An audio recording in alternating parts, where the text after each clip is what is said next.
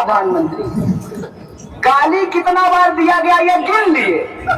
देश में बेरोजगार कितना है ये उनको नहीं मालूम है। गाली कितना बार दिया गया ये गिन लिए, लेकिन अदानी के पास 20,000 करोड़ रुपया कहां से आया ये उनको नहीं मालूम है। कभी किसान के ऊपर डंडा बरसाते हैं, कभी जवान के ऊपर डंडा बरसाते हैं, आजकल पहलवान के ऊपर डंडा बरसा रहे हैं। मैं आपको भाजपा के अध्यक्ष जेपी नड्डा की तरह ये नहीं कहने के लिए आया हूं कि अगर आप वोट नहीं देंगे तो आप प्रधानमंत्री के आशीर्वाद से वंचित रह जाएंगे। काहे भाई, प्रधानमंत्री भगवान है कि प्रधानमंत्री कब से आशीर्वाद देने लगे? हमारे वोट के टुकड़ों पर पलने वाले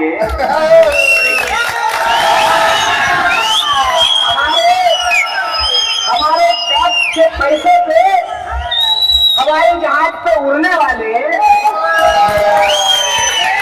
हमारे टैक्स के पैसे से वास्को डिगामा की तरह दुनिया का चक्कर लगाने वाले,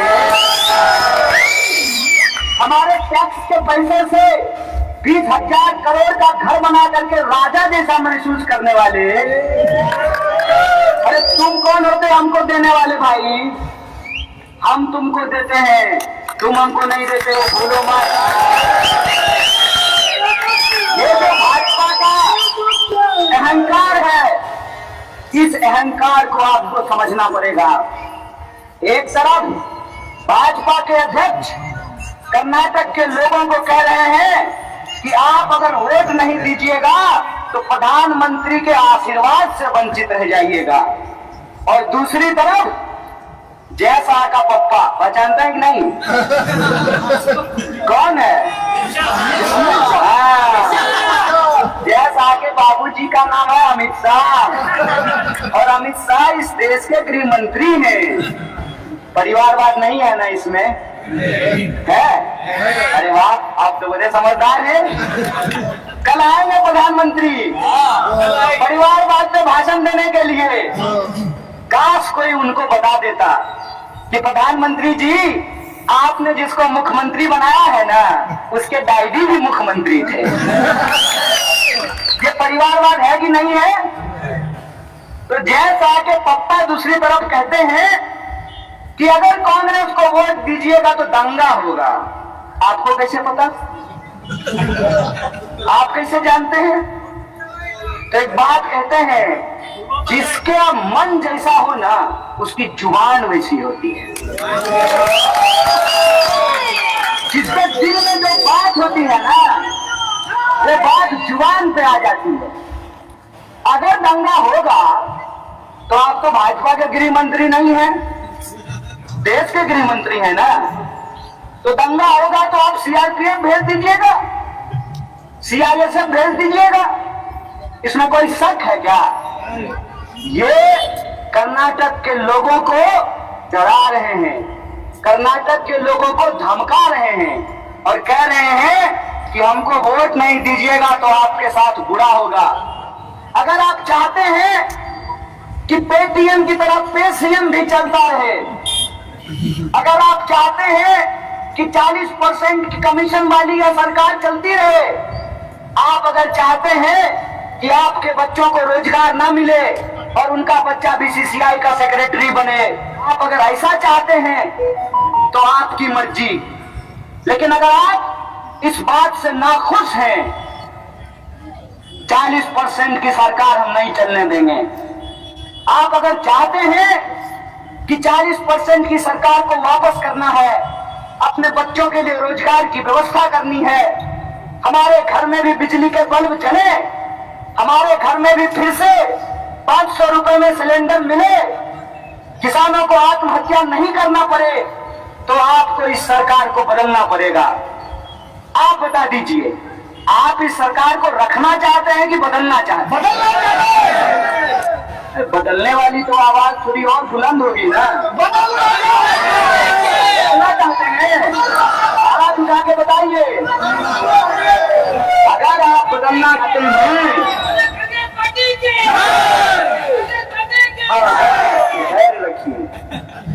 और मैं झूठ नहीं बोल रहा हूं, क्योंकि मैं देश का प्रधानमंत्री नहीं हूं।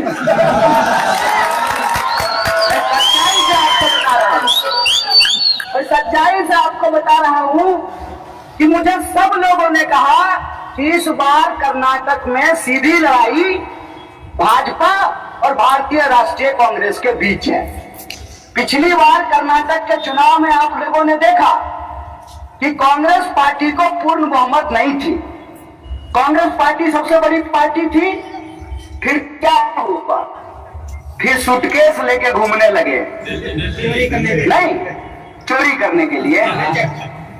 उसका क्या उपाय है? उसका उपाय है कि देखिए हिमाचल के एमएलए हमारे साथ बैठे हुए हैं, इनको कोई नहीं खरीद पा रहा है। मतलब समझ रहे हैं कि जब दे ही रहे हैं ना, तो इतना दिल खोल के दीजिए कि कोई सूटकेस नहीं चलने वाला है। समझे बात को? और या पार जब दे ही रहे हैं तो एक एक वोट देंगे, एक एक सीट देंगे कि 10 तारीख को यह तय हो जाए कि हम चाहते हैं कि अगर इस देश में अदानी का कर्जा माफ हो सकता है तो किसान का भी कर्जा माफ होगा। हम चाहते हैं इस देश के भीतर समृद्धि हो, सुरक्षा हो, शांति हो, एकता हो, यह संकल्प हम लेकर के आए हैं। और जब हम सकारात्मकता की बात कर रहे हैं, पॉजिटिव की बात कर रहे हैं, तो प्रधानमंत्री जानते हैं क्या कह रहे हैं?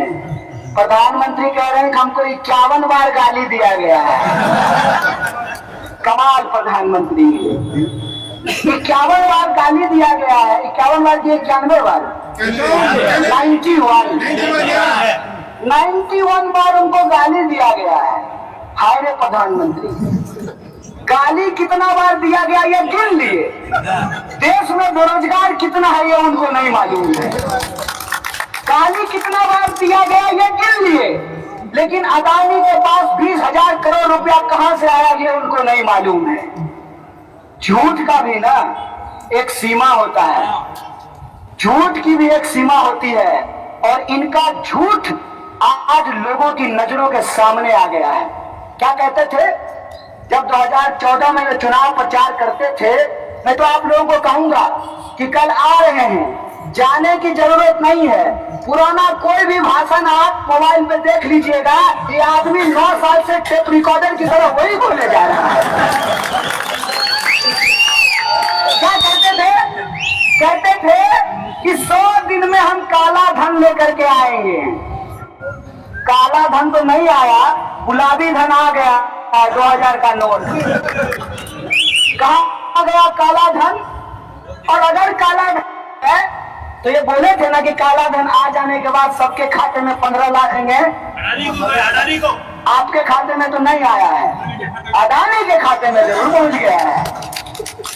तो मैं आपसे ये पूछना चाहता हूं कि आपने इनके वादों को सुना है। ये कहते थे कि किसानों की आमदनी दुगनी कर देंगे। आमदनी क्या दुगनी करेंगे? किसानों के ऊपर इन्होंने डंडा बरसाना शुरू कर दिया। कभी किसान के ऊपर डंडा बरसाते हैं, कभी जवान के ऊपर डंडा बरसाते हैं, आजकल पहलवान के ऊपर डंडा बरसा रहे हैं। इसीलिए इनके झूठ के अंत का समय आ गया है। और मुझे इस बात की बहुत खुशी है कि इसकी शुरुआत कर्नाटक की जनता की जा रही है। पूरा देश टकटकी लगा करके कर्नाटक की तरफ देख रहा है। पूरा देश कर्नाटक पर देख रहा है कि कर्नाटक क्या फैसला लेगा। और आपको मैं कहता हूं, आपकी दुआ रही, आपका आशीर्वाद रहा। 13 तारीख को बदलाव सिर्फ कर्नाटक में नहीं होगा, ये 2024 के भी बदलाव का आगाज होगा। इसीलिए कंफ्यूजन कहाँ होगा आपका आशीर्वाद? कहाँ मिलेगी आपकी दुआ? और अगर आपकी दुआ मिलेगी तो याद रखिएगा, जैसे एक एक ईंट जोड़ने से घर बनता है, वैसे ही एक एक वोट से एमएलए बनता है, और एक एक एमएलए से बहुमत मिलता है, मेजोरिटी मिलती है। इस बात को याद रखिएगा। इस बार कर्नाटक में बदलाव होगा और बदलाव की यह बयान पूरे देश में चलेगी और पूरे देश में बदलाव होगा। इसी आशा और विश्वास के साथ, इसी अपील के साथ तमाम जो हमारे नेता है, कार्यकर्ता है और आप तमाम लोग जिन तक हमारी आवाज पहुंच रही है, आप सबका तहे दिल से शुक्रिया अदा करके अपनी बात को खत्म करूंगा। शुक्रिया। इनकलाब जिंदाबाद। जय हिंद, जय भारत, जय कांग्रेस, जय कर्नाटक।